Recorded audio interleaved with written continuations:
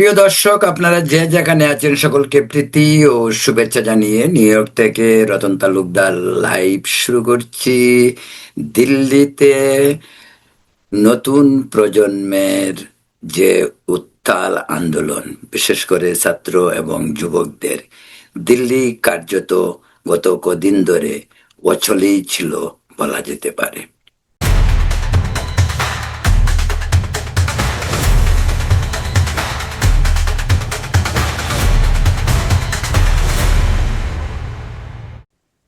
আন্দোলনের সূত্রপাত কিভাবে?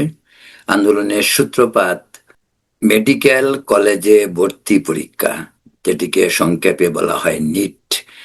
সেই নিট পরীক্ষার প্রশ্নপত্র পাশ নিয়ে আন্দোলনের সূত্রপাত। তার মাঝেই তরুণ সমাজ, ছাত্র সমাজ, শিক্ষার্থীরা ফেঁপে ফুলে ওঠে এবং রাস্তায় নামে।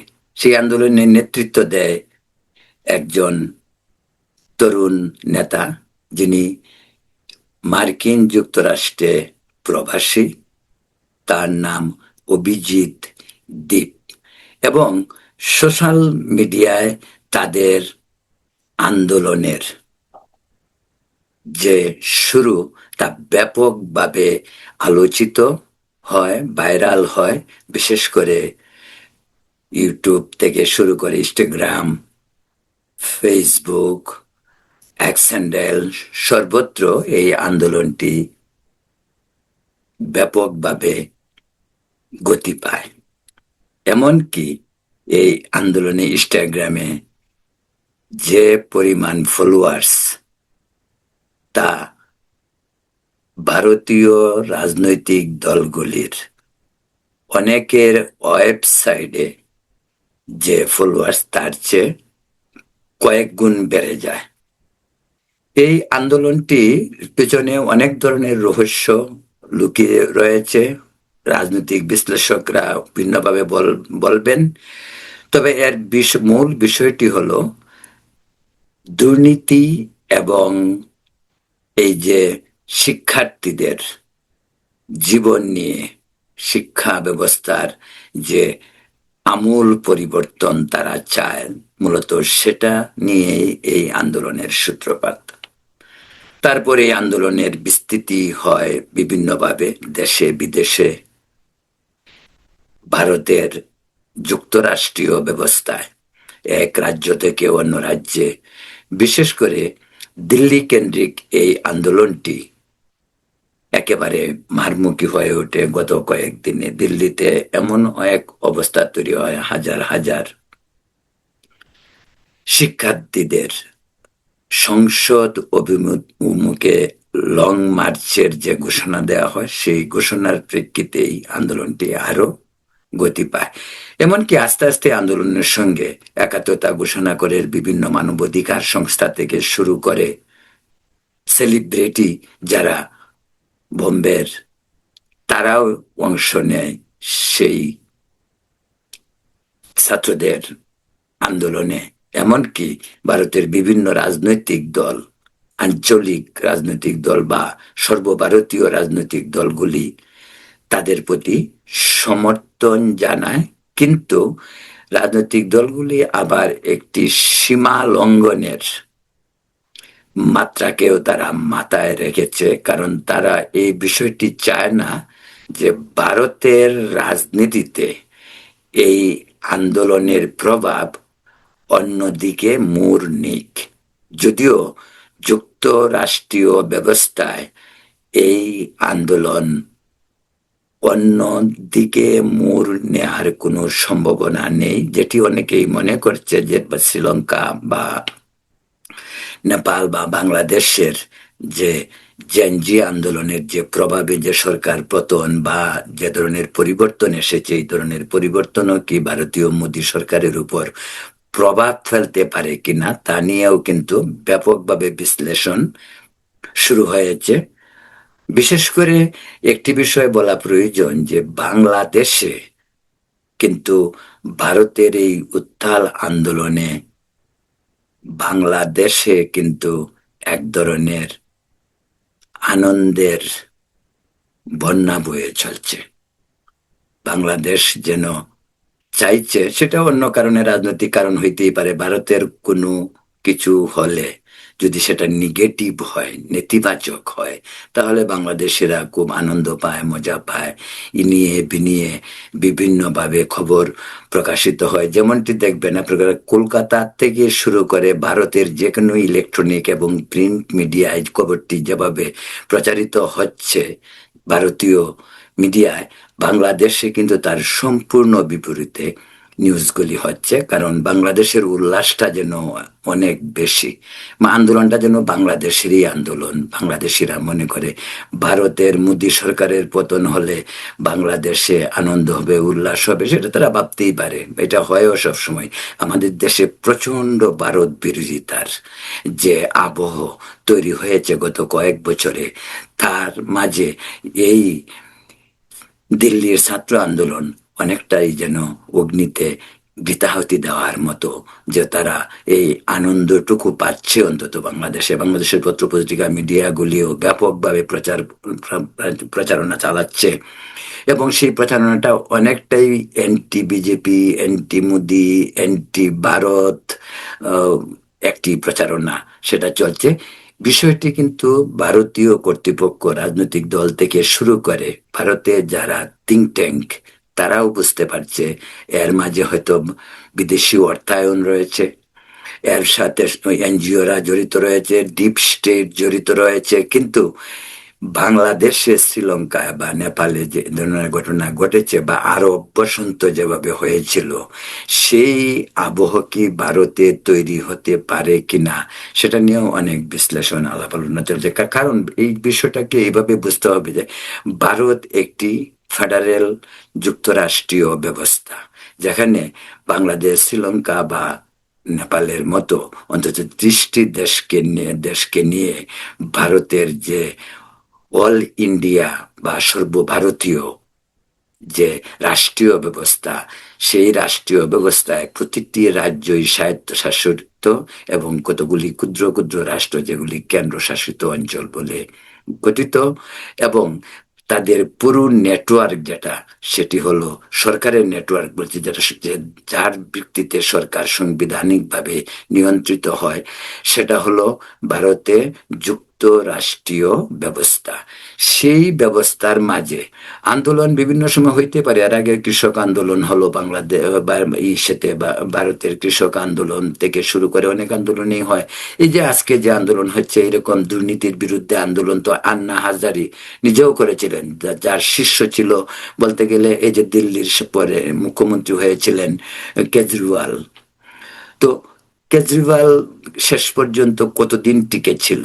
বা রাজনীতি যদি কোনো উদ্দেশ্যমূলক ব্যক্তি স্বার্থের জন্য নিয়ন্ত্রিত হয়, তাহলে সেই রাজনীতি কখনোই টিকে না। যেমনটি দিল্লির আম জনতা পার্টি নেতা কেজরিওয়ালের ব্যাপারে একটি দৃষ্টান্ত হতে পারে, একটি উদাহরণ হতে পারে। যাই হোক, প্রিয় দর্শক, যেটা বলছিলাম সেই কথাটা নিয়ে কথা বলি আগে। সেটা হলো যে সংসদের বাদল অধিবেশন শুরু হয়েছে, যে কারণে দিল্লিতে ছাত্ররা সংসদ অভিমুখে যাত্রার যে প্রোগ্রামটি করে, সেই প্রোগ্রামে প্রচুর পুলিশ এবং আইন শৃঙ্খলা রক্ষা বাহিনী ব্যাপকভাবে লাঠিচার্জ করেছে, টিয়ার গ্যাস ছেড়েছে, অনেককে গ্রেপ্তার করেছে। যদিও গ্রেপ্তারের পরিমাণটা এত বেশি নয়, যেভাবে প্রচার প্রপাগান্ডা চালানো হয়েছিল সেই তুলনায় ছাত্রদের উপস্থিতি যেমন ছিল, কিন্তু সেইভাবে কিন্তু গভর্নমেন্ট খুব মারমুখী অবস্থানে যায়নি, বা গ্রেপ্তার তারা এড়ানোর চেষ্টা করেছে। এই আন্দোলনে গত 3 দিনে মাত্র 60-70 জন, 60 থেকে 70 জনের ভিতর গ্রেপ্তার হয়েছে বলে সর্বশেষ জানা গেছে। কিন্তু আবার সমঝোতার পথও হাঁটা হচ্ছে। এরই মাঝে স্বাস্থ্যমন্ত্রী, কেন্দ্রীয় স্বাস্থ্যমন্ত্রী জেপি নাড্ডার সঙ্গে যে ইশারা ছাত্র প্রতিনিধিরা, তাদের দুজন তার সঙ্গে দেখা করেছেন। একজন হলো সৌরভ দাস, অন্যজন হলো, আরেকজনের নামটা হলো আশুতোষ রাঙ্কা। তারা দুজন স্বাস্থ্যমন্ত্রী জেপি নাড্ডার সঙ্গে কথা বলেছেন, তারা 5 দফা দিয়েছেন। সেই 5 দফার মূল হলো মানে প্রশ্নপত্র পাশের ব্যাপারে সরকারকে ক্ষমা প্রার্থনা করতে হবে, এবং যে সমস্ত ছাত্ররা ক্ষতিগ্রস্ত হয়েছে তাদেরকে 1 কোটি টাকা করে ক্ষতিপূরণ দিতে হবে। কেন্দ্রীয় মন্ত্রী, শিক্ষামন্ত্রী ধর্মেন্দ্র প্রধানকে পদত্যাগ করতে হবে। সোনম ওয়াংচুক, না আপনারা জানেন যে সেখানে লাদাখের একজন মানবাধিকার নেতা সোনাম ওয়াংচুক দীর্ঘদিন যাবৎ অনশন করছেন এই কারণেই, এই দুর্নীতির বিরুদ্ধে। তিনি তার অনশনের 27 দিন পার করেছেন, বর্তমানে তিনি রয়েছেন হসপিটালে। পাশাপাশি অনশন করছেন অভিজিৎ দীপও, যে ছাত্রদের মূল নেতা, তিনিও তিনিও করছেন। তাদের এখন পর্যন্ত যে তাদের যে দাবি, যে তাদেরকে মুক্তি দিতে হবে, এক। দ্বিতীয়ত, আগেই যেটা বলছি, প্রশ্নপত্র পাশের ব্যাপারে সরকারকে ক্ষমা প্রার্থনা করতে হবে, শিক্ষামন্ত্রী ধর্মেন্দ্র প্রধানকে পদত্যাগ করতে হবে, সোনম ওয়াংচুককে মুক্তি দিতে হবে, এবং তাদেরকে, যারা ক্ষতিগ্রস্ত শিক্ষার্থী, তাদেরকে 1 কোটি টাকা করে তাদেরকে ক্ষতিপূরণ দিতে হবে। সেটাই হলো এখন পর্যন্ত তাদের অবস্থান। এবং সেই অবস্থান থেকে এদিকে রাহুল গান্ধীর কংগ্রেসও রাস্তায় নেমেছে। রাহুল গান্ধীর আন্দোলনটিকে প্রধানমন্ত্রী মোদীর বাসভবনের সামনে কংগ্রেসের যে অভিযান, কংগ্রেসের যে ধর্ণা দিচ্ছেন, যে ধরনের আন্দোলন করছেন, সেখানেও ব্যাপকভাবে পুলিশের লাঠিচার্জ হয়েছে। প্রিয়াঙ্কা গান্ধী, রাহুল গান্ধীকে সাময়িক গ্রেপ্তার করা হয়েছিল, তাদেরকে আবার ছেড়েও দেওয়া হয়েছে। সেই নিয়ে কংগ্রেসের বিরুদ্ধে কিন্তু আবার বিভিন্ন দল বা ছাত্ররা একটু অন্যরকম মনে করছে। তারা ভাবছে যে ছাত্রদের এই আন্দোলনকে কংগ্রেসের সম্পৃক্ততার মাধ্যমে কংগ্রেস অন্যদিকে বা নিজের দলের স্বার্থে ব্যবহার করতে চাচ্ছে বলেও ছাত্রদের এক ধরনের অভিযোগ রয়েছে। তাই এই আন্দোলনে সর্বভারতীয় রাজনৈতিক দল এবং সর্বভারতীয় রাজনৈতিক দলের পাশাপাশি যে সমস্ত আঞ্চলিক দলগুলো রয়েছে, তারাও কিন্তু কংগ্রেসের এই আন্দোলনে, পাশাপাশি কংগ্রেসের আন্দোলনটাকে ঠিক ভালোভাবে নিচ্ছে না। এ কারণেই যে তাদের ধারণা রাহুল গান্ধী তার নিজের স্বার্থ এবং কংগ্রেসের স্বার্থকে চিরতর্থ করার জন্য ছাত্র আন্দোলনের এই যে রেশটুকুকে অন্য দিকে প্রবাহিত করতে তারা নিজেরা তৎপর হয়েছেন, যে কারণে কংগ্রেসের ভিতরেও রয়েছে এক ধরনের মত পার্থক্য, এবং ছাত্রদের আন্দোলনের প্রতি কংগ্রেসের এই ধরনের কার্যকলাপকে আঞ্চলিক দলগুলিও স্বাভাবিকভাবে নিচ্ছে না। ফলে কংগ্রেসের আন্দোলনটি অনেকাংশেই ঝুলে যাচ্ছে বলেই রাজনৈতিক বিশ্লেষকরা বলছেন।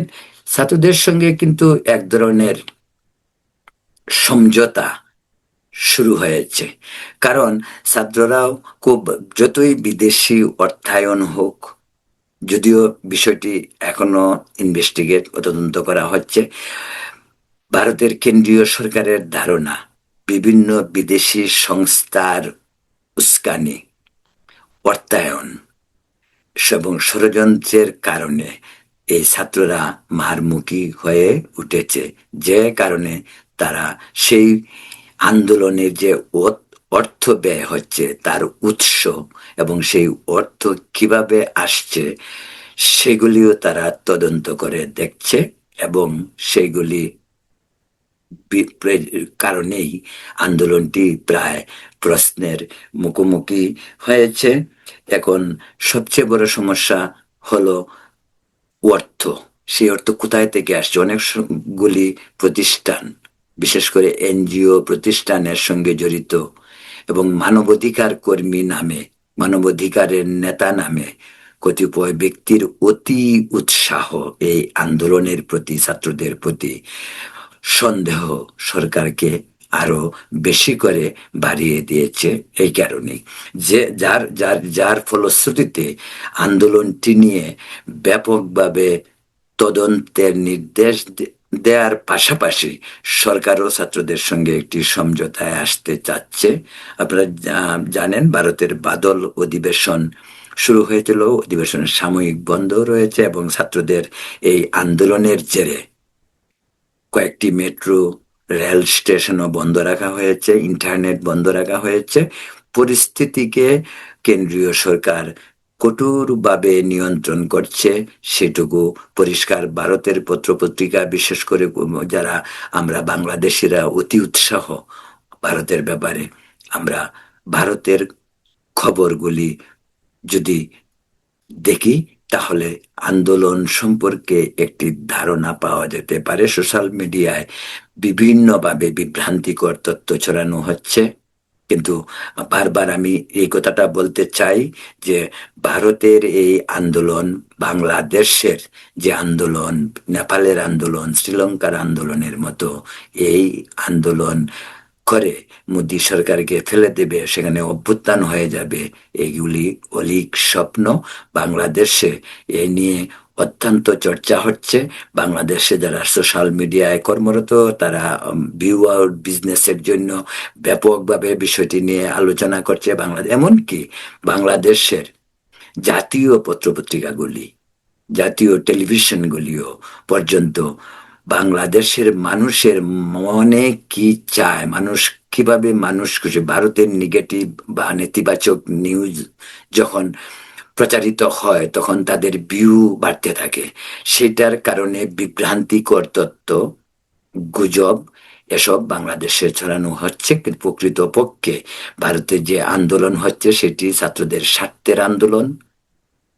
এমন আন্দোলন ভারতে বহুবার হয়েছে, হয়তো আরো ভবিষ্যতে আরো হবে। ভারতে সংবিধানকে মেনে কেন্দ্রীয় সরকারকে চলতে হয়। ভারতের গণতন্ত্রে সকলের কথা বলার অধিকার আছে, সেটা হোক যে কোনো সম্প্রদায়, যে কোনো ধর্ম, যে কোনো জাতি, যে কোনো বর্ণের।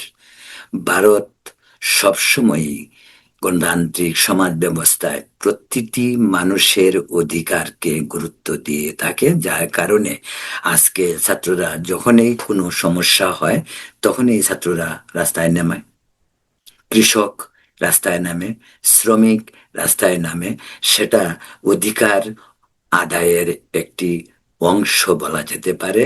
এবং ভারতে তাই হচ্ছে। তাই ককরোচ পার্টি বা তাদের যে পার্টি, যে তরুণ সমাজ, তারা তাদের অধিকার নিয়ে কথা বলবেই, যদিও বিব্রতকর পরিস্থিতিতে কেন্দ্রীয় সরকারকে নিয়ন্ত্রণ করতে হচ্ছে। এই বিব্রতকর পরিস্থিতি, তার মাঝেও কিন্তু তারা তদন্তের মাধ্যমে আন্তর্জাতিক সম্পৃক্ততা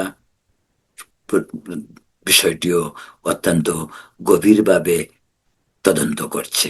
প্রিয় দর্শক, তো যেটা বলছিলাম যে বাংলাদেশে ভারত বিরোধিতা চিরদিনই থাকবেই। 47-এ শুরু হয়েছিল, মাঝে থেমেছিল, আবার ডক্টর ইউনূসের সরকার এসে সেটাকে আবার একটু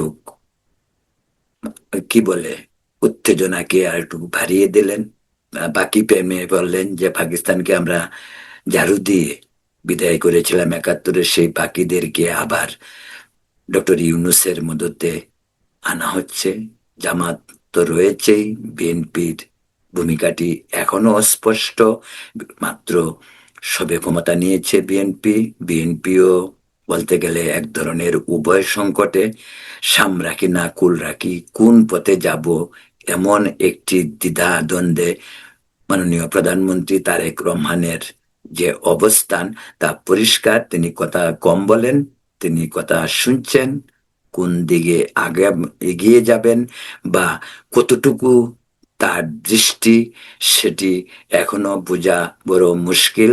বাংলাদেশ অতিক্রান্ত করছে একটি ভয়াবহ রাজনৈতিক অর্থনৈতিক সংকটের মাঝে, কিন্তু এরই মাঝে বাংলাদেশের মানুষকে ভারত বিরোধী মনোভাবে আরো উত্তেজিত করা কাজটিও পাশাপাশি চলছে। পাকিস্তানের সঙ্গে বাংলাদেশের একটি অন্য ধরনের সম্পর্ক চলছে, যেটি বাংলাদেশের মুক্তিকামী একাত্তরের যে চেতনার যে আমাদের স্বাধীনতা, সেই স্বাধীনতা বিরোধী চক্রের প্রতি মানুষের এক ধরনের ঘৃণা থাকলেও বাংলাদেশে বর্তমানে স্বাধীনতার পরাজিত শক্তিদের এই ক্ষমতা সবচেয়ে বেশি পরিবর্তিত পরিস্থিতিতে, যে কারণে আজকে নির্বাসিত আওয়ামী লীগ, নির্বাসিত তাদের নেতা নেত্রীরা এই বিভিন্ন কাজের প্রেক্ষিতেই বাংলাদেশে ভারত বিরোধিতা সর্বকালের সবচেয়ে বেশি উত্তেজনা চলছে 52 বছর বা 54 বছরের বাংলাদেশের ইতিহাসে। বাংলাদেশে জিয়াউর রহমান, বঙ্গবন্ধু শেখ মুজিবুর রহমান, এরশাদ, খালেদা জিয়া, শেখ হাসিনা সকলেরই সরকার ছিল, কিন্তু কখনোই এই বিষয়টি এত গুরুত্বের সঙ্গে আলোচনা এর আগে হয়নি। সকলেই সুপ্রতিবেশী সুলভ একটি সম্পর্কের মাধ্যমে ভারতের সঙ্গে সমতার ভিত্তিতে বসবাসে আগ্রহী, এবং এটাই আমাদের পররাষ্ট্রনীতির মূল উদ্দেশ্য। যাই হোক, প্রিয় দর্শক, বলছিলাম যেহেতু প্রসঙ্গটা ভারত নিয়ে, কিন্তু বাংলাদেশে এ নিয়ে গুজব এবং অতি উৎসাহ, এমনকি বাংলাদেশের মিডিয়াগুলির, সেটা অনেকাংশেই বিব্রতকর সচেতন মহলের জন্য।